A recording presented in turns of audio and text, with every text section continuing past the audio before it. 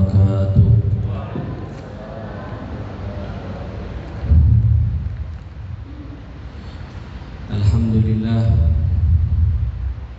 Alhamdulillahi rabbil alamin. Wa bihi nasta'in ala umuri dunya waddin. Allahumma salli wa sallim wa barik wa karrim ala sayyidina Muhammadin wa ala alihi wa sahbihi ajma'in. Subhanaka la ilma lana illa ma 'allamtana innaka antal alimul hakim. Rabbi shrah li sadri wa yassir li amri wahlul 'uqdatam min lisani yafqahu qawli. Bismillahi masyaallah la yasukul khair illallah wa bismillahi masyaallah ma kana min ni'matin fa min Allah wa bismillahi masyaallah la haula wa la quwwata illa billah wa bismillahi masyaallah la yasrifu su'a illallah. Amma ba'd. Al-mukarramun wal muhtaramun, yang saya hormati, yang saya muliakan, para hadirin hadirat, muslimin muslimat, wabil khusus yang saya hormati para habaib, lebih-lebih sahibul majlis atau yang bisa dibilang khadimul majlis, Habib Abdullah Thani, Habib A'ab Haddad, yang sebagaimana disampaikan barusan oleh MC, pada kesempatan kali ini beliau berhalangan hadir karena sedang berada di luar kota atau bisa dibilang di luar pulau. InsyaAllah kita sama-sama doakan baik yang hadir ataupun yang belum sempat tapi pengen hadir, ataupun yang belum pengen hadir, semuanya diberi hidayah oleh Allah Subhanahu wa ta'ala. InsyaAllah yang hadir dengan membawa harapan, baik itu harapan hajat-hajat dunia ataupun akhirat, berkah daripada majelis ini dikabul oleh Allah Subhanahu wa ta'ala. Yang belum sempat hadir mungkin karena kesehatannya kurang sempurna, berkahnya majelis ini insyaallah disembuhkan. Yang sudah hadir istiqomah semakin ditambah istiqomahnya. Mungkin yang pengen hadir tapi masih karena ada alasan ini itu, insyaallah taufiknya ditambah oleh Allah Subhanahu wa ta'ala. Amin ya rabbal alamin. Alhamdulillah, kita bersyukur kepada Allah Subhanahu wa ta'ala yang pada malam hari ini, di malam yang penuh berkah ini, di tempat yang penuh berkah ini, di acara yang penuh berkah ini, sekali lagi Allah kumpulkan kita dalam keadaan mulia.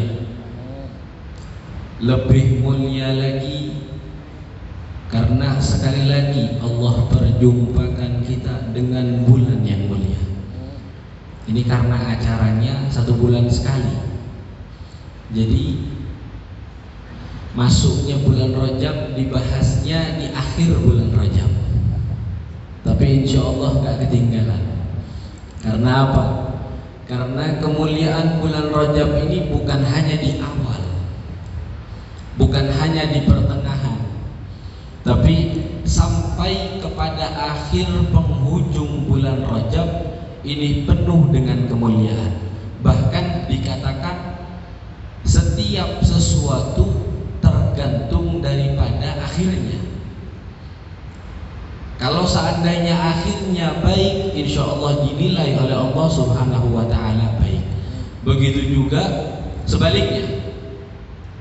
Dan alhamdulillah Allah perjumpakan kita dengan bulan Rajab, bulan yang mulia, bulan haram, yang mana Allah di dalam Al-Quran berfirman, Inna iddatash syuhuri indallahi ithna asyara syahran fi kitabillah Yawma khalaqas samawati wal ard fiha arba'atun hurum.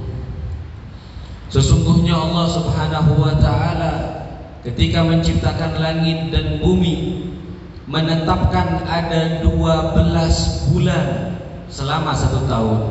4 diantaranya bulan haram, bulan khusus, bulan mulia di sisi Allah Subhanahu wa ta'ala, yang mana salah satunya adalah bulan Rajab. Ini bukan bulan sembarang bulan. Mungkin ada sebagian orang-orang awam yang mengerti bahwa waktunya beribadah cuma di bulan Ramadan. Waktunya istighfar cuma bulan Ramadan. Waktunya minta ampunan melalui puasa sunnah cuma di bulan, bisa di bulan Syaban, sebagaimana yang disampaikan bahwa Nabi Muhammad sangat-sangat menjaga puasa di bulan Syaban. Akan tapi banyak orang-orang yang kurang perhatian, padahal luar biasa keutamaan daripada bulan Rajab ini. Insya Allah ada sisa seminggu daripada bulan Rajab, kita termasuk daripada orang-orang yang memperhatikan bulan ini. Karena saking mulianya bulan Rajab di sisi Allah Subhanahu wa ta'ala.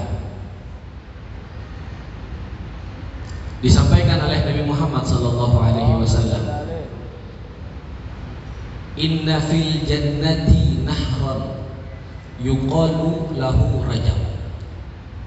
Sesungguhnya di dalam surganya Allah Subhanahu wa ta'ala ada sebuah sungai yang diberi nama oleh Allah dengan nama Rajab.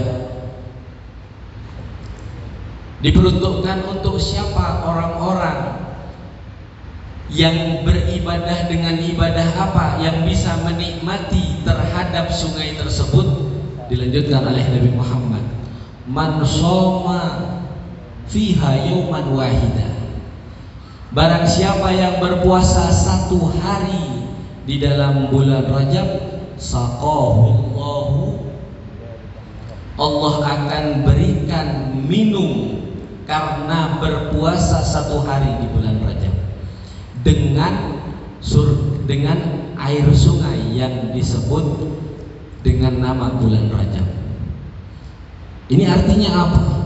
Keutamaan yang luar biasa besar yang Allah janjikan kepada orang yang mau berpuasa di bulan Rajab. Orang kalau seandainya nggak masuk surga, nggak mungkin dikasih kenikmatan surga. Kalau seandainya orangnya ada di neraka, sebaik apapun, ada sebagian orang yang punya amal ibadah baik, amal pahala di sisi Allah, tapi dosanya lebih banyak, dimasukkan ke dalam surga, dimasukkan ke dalam neraka. Ketika ada di neraka, dia nggak dapat kenikmatan. Jaminan dari Nabi Muhammad SAW bahwa orang yang ingin masuk ke dalam surga untuk merasakan kenikmatan surga, ini satu contohnya, ini satu kuncinya, ini satu jalannya, dengan hanya berpuasa sehari di bulan Rajab. Maka sekarang ini sudah masuk tanggal 23, ibu-ibu, bapak-bapak, 23 dari bulan Rajab, masih ada sekitar 6 hari atau 7 hari lagi sisa daripada bulan Rajab. Maka jangan sampai kita termasuk daripada orang-orang ghafilin. Maka jangan sampai kita termasuk daripada orang-orang yang lalai, orang-orang yang terlewat nikmat yang luar biasa mulia di sisi Allah. Sudah disampaikan umur kita, dipanjangkan umur kita, disehatkan, diperjumpakan lagi dengan bulan Rajab, tapi lewat bulan Rajab tanpa bertambah ibadah kita, tanpa naik derajat kita, tanpa dihapuskan dosa-dosa kita di sisi Allah Subhanahu wa ta'ala. 6 hari dan 7 hari niatkan dari sekarang, insya Allah. Niatkan dari sekarang dengan niat yang sangat baik. Karena apa? Karena orang kalau berdoa di dalam majelis, punya harapan di dalam majelis, hajatnya apapun, insya Allah dimudahkan sama Allah. Alasannya saya tua, saya sakit dan lain-lain, saya nggak bisa berpuasa, tapi saya pengen berpuasa, insya Allah berkahnya majelis dimudahkan sama Allah. Niatkan dari sekarang mau diisi hari-hari terakhir di bulan Rajab dengan ibadah kepada Allah, wabil khusus dengan puasa sunnah. Enak puasa. Ya. Hanya dengan berpuasa sekali mendapat jaminan dari Nabi Muhammad pasti akan mendapatkan nikmat daripada surganya Allah Subhanahu wa taala. Kemudian amalan yang lebih khusus lagi yang mana harus diperhatikan di bulan Rajab ini adalah istighfar kepada Allah Subhanahu wa taala. Yang mana kita yakin kita semua yang hadir di sini, sebaik apapun kita, sesoleh apapun dan sesolehah apapun kita, insya Allah semuanya yang hadir di sini pasti punya banyak salah. Insya Allah pasti punya banyak dosa. Maka ini satu momentum, ini satu kesempatan yang luar biasa besar. Karena apa? Karena sebagaimana Allah memuliakan bulan Rajab, Allah memuliakan juga orang-orang yang memuliakan bulan Rajab. Barang siapa yang beribadah di bulan Rajab, maka pahalanya jauh berlipat ganda lebih besar dibandingkan orang-orang yang beribadah di luar bulan Rajab ataupun bulan-bulan mulia, bulan-bulan haram yang 4. Begitu juga barang siapa yang menghinakan bulan Rajab ataupun bulan-bulan haram, bulan-bulan yang dimuliakan oleh Allah Subhanahu wa taala, maka pasti Allah akan hinakan orang-orang yang menghinakannya. Sebagaimana ibadah dilipat gandakan oleh Allah Subhanahu wa taala, begitu juga orang-orang yang bermaksiat.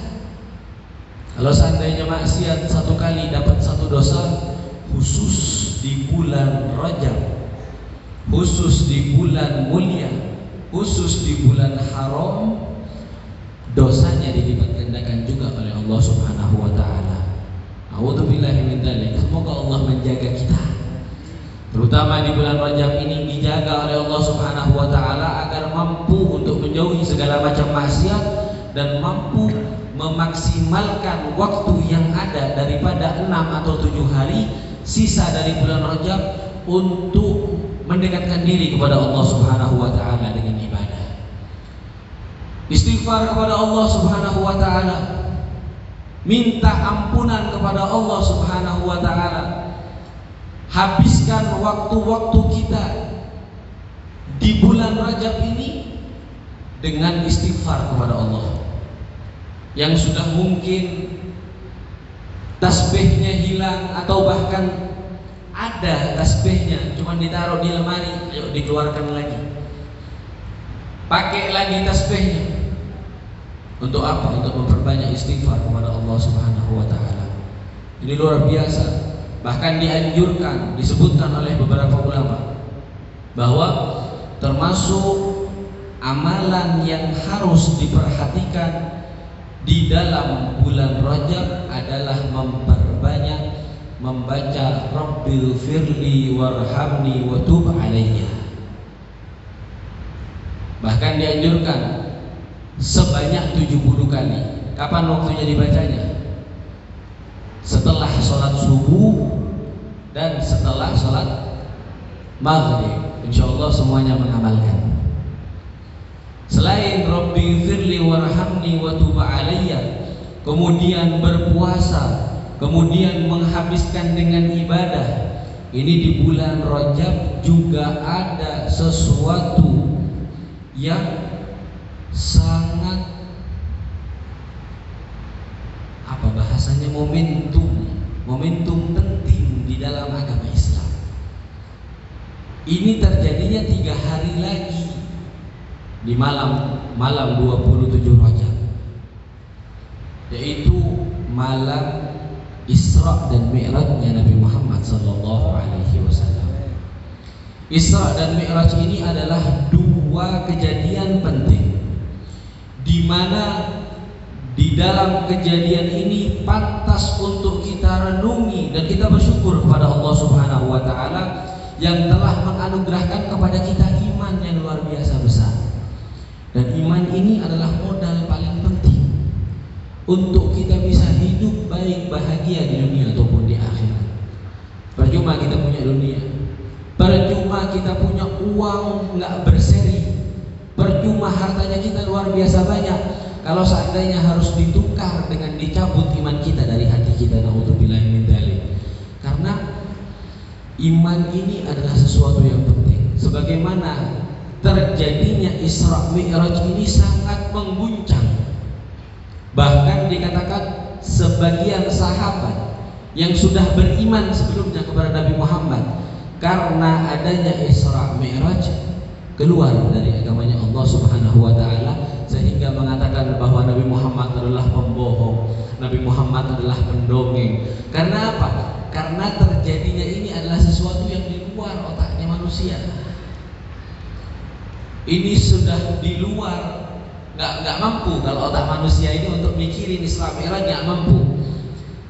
Di zaman terlebih dahulu 1400 tahun yang lalu, kemudian datang satu waktu Nabi Muhammad bercerita kepada para sahabat bahwa tadi malam aku diisrakan, nggak perlu bahas Mi'raj, israkan, dijalankan. Subhanalladzi asra, katanya Allah Subhanahu wa taala di dalam Al-Qur'an. Maha suci Allah Subhanahu wa taala yang telah menjalankan di waktu malam.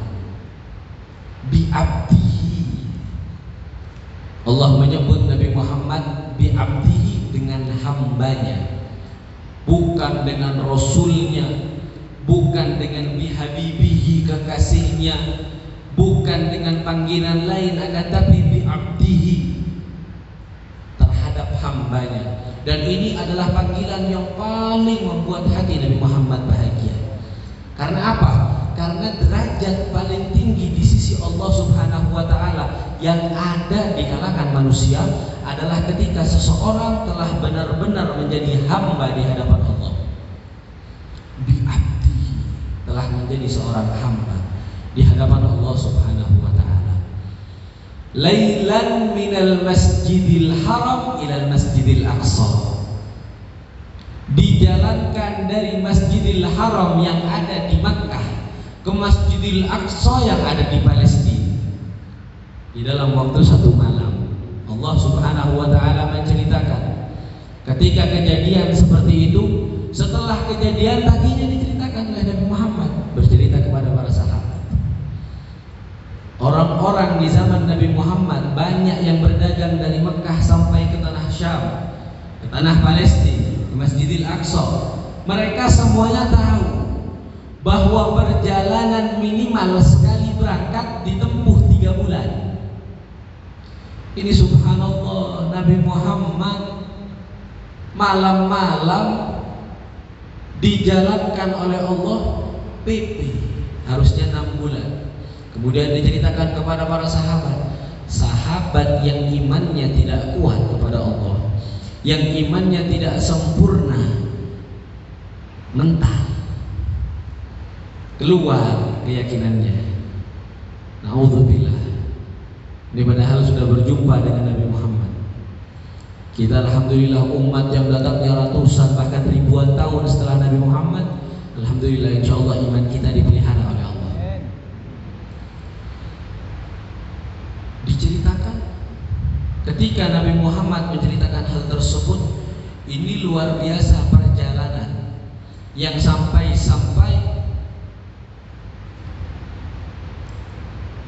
mendapatkan hadiah khusus dari Allah Subhanahu wa taala untuk Nabi Muhammad, yaitu ibadah yang luar biasa spesial untuk umat Nabi Muhammad. Nggak ada duanya. Ketika diisrakan, kemudian singkatnya Nabi Muhammad setelah sampai kepada Masjidil Aqsa, kemudian dimi'rajkan, diangkat ke Sidratul Muntaha, yang mana Sidratul Muntaha ini tempat di atas yang tidak bisa dibayangkan oleh otak manusia. Wala khatara ala qalbi bashar, ini sudah sama seperti sifatnya surga, nggak bisa dikategorikan dengan otaknya kita. Bagaimana Sidratul Muntaha? Nggak bisa.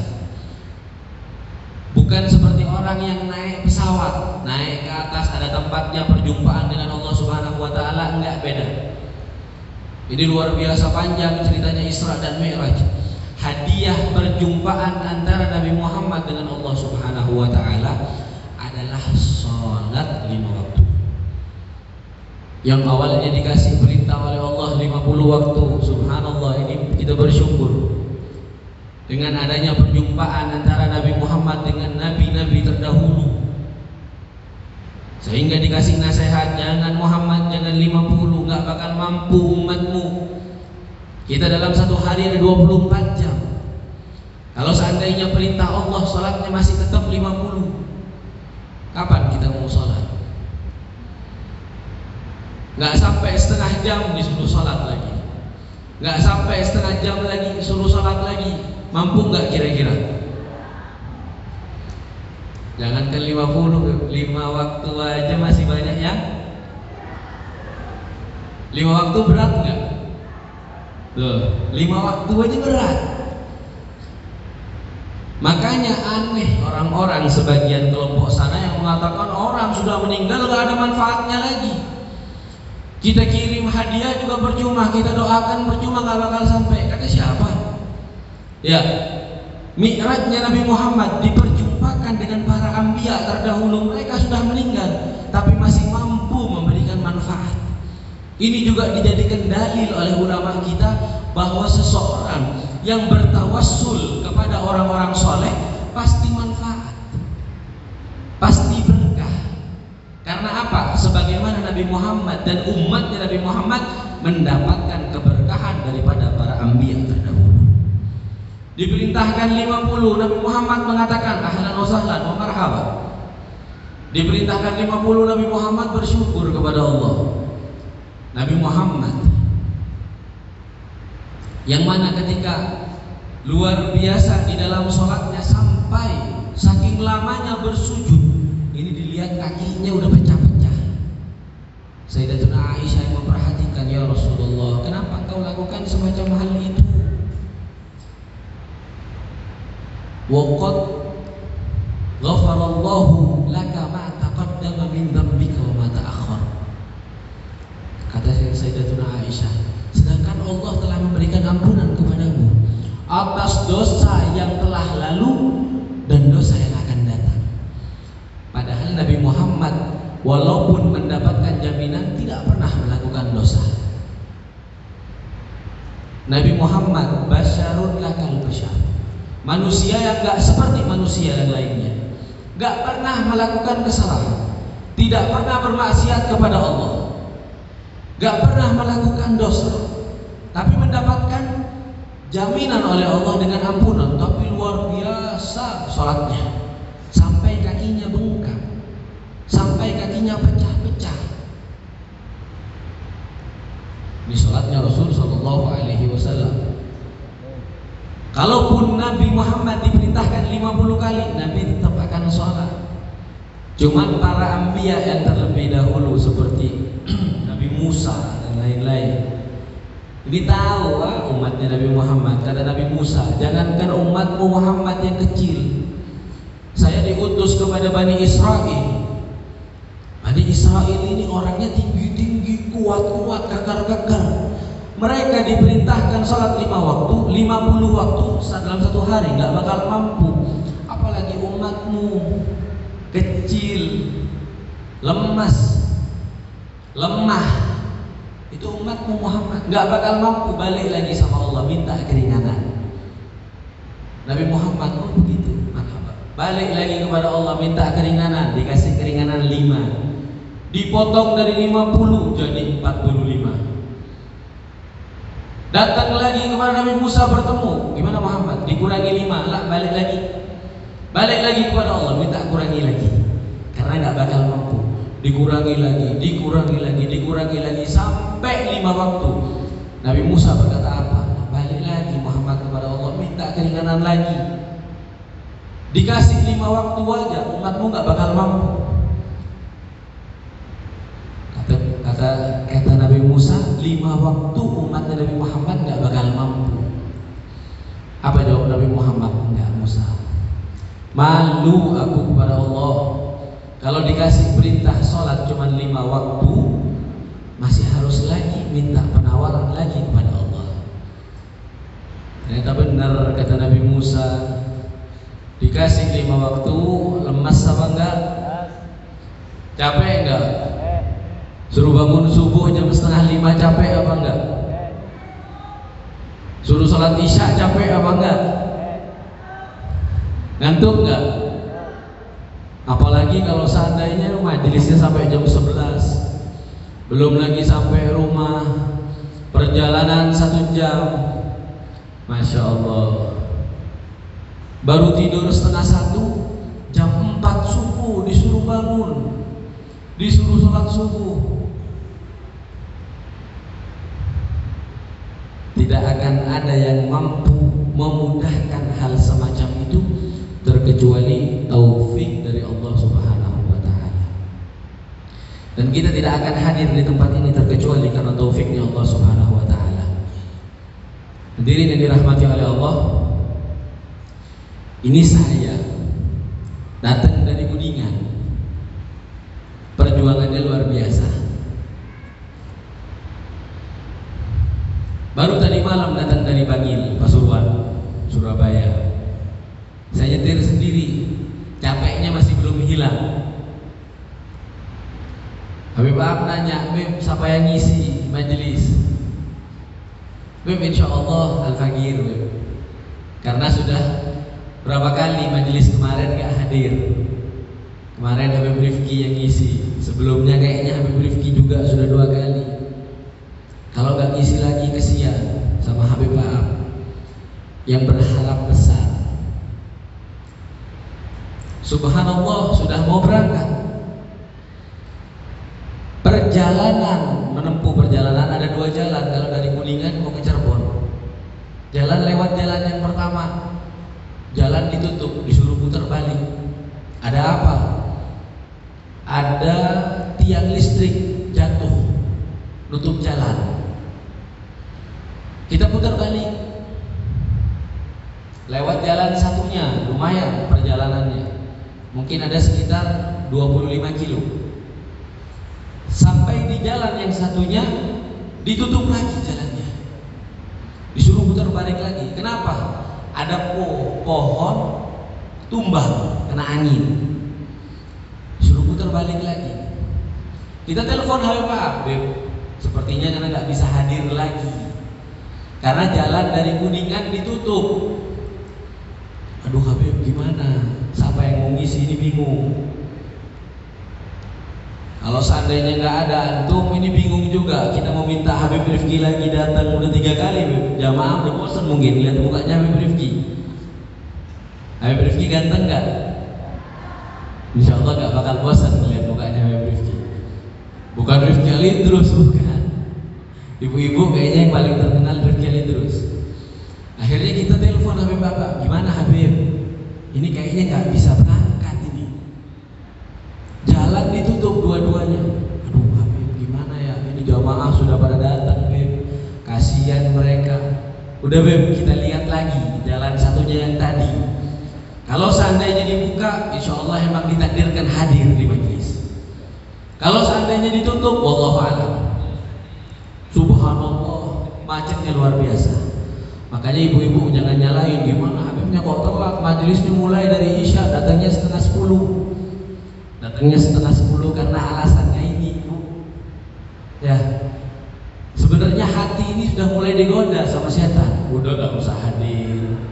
Malam sekarang dingin, rintik-rintik hujan, lebih enak tiduran di kamar. Godaan-godaan setan luar biasa. Tapi ternyata subhanallah, kita balik ke jalan yang pertama, jalan yang dilancarkan oleh Allah. Walaupun macet sedikit, alhamdulillah bisa masuk ke dalam tol dari Kuningan ke Indramayu lewat tol. 1,5 jam perjalanan, masya Allah. Biasanya 45 menit sudah sampai.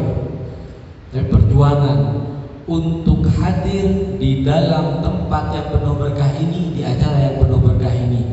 Makanya nggak ada apa-apanya kalau seandainya yang dari Kuningan aja kita usaha untuk hadir di majelis seperti ini. Apalagi orang-orang Indramayu sendiri, apalagi yang tetangga-tetangga sendiri. yang gak ada halangan, yang gak ada acara, yang gak ada sakit ataupun alasan-alasan lain, insya Allah semuanya istiqomah hadir di dalam majelis semacam ini. Dan insya Allah tidaklah kita hadir ke tempat ini kemudian pulang membawa kekecewaan. Insya Allah hadirnya ke tempat ini hajat-hajat, keinginan-keinginan, cita-cita, doa-doa yang mungkin belum terjawab, berkah daripada malam hari ini kita berkumpul di dalam majelis yang penuh berkah, di dalam majelis yang dicinta oleh Allah, di dalam majelis yang dicinta oleh Nabi Muhammad. Semua harapan kita diberikan oleh Allah Subhanahu wa taala. Kita husnudzon sama Allah Subhanahu wa taala, maka Allah Subhanahu wa taala akan memberikan apa yang kita sangka daripada Allah Subhanahu wa taala. Ya Allah, kita malam hari ini berkumpul ya Allah dengan harapan, dengan doa, dengan cita-cita, dengan keinginan, baik keinginan dunia dan ataupun akhirat. Kita husnudzon, kita berbaik sangka kepadamu ya Allah, bahwa di malam hari ini, di majelis yang penuh berkah ini, Engkau akan kabulkan.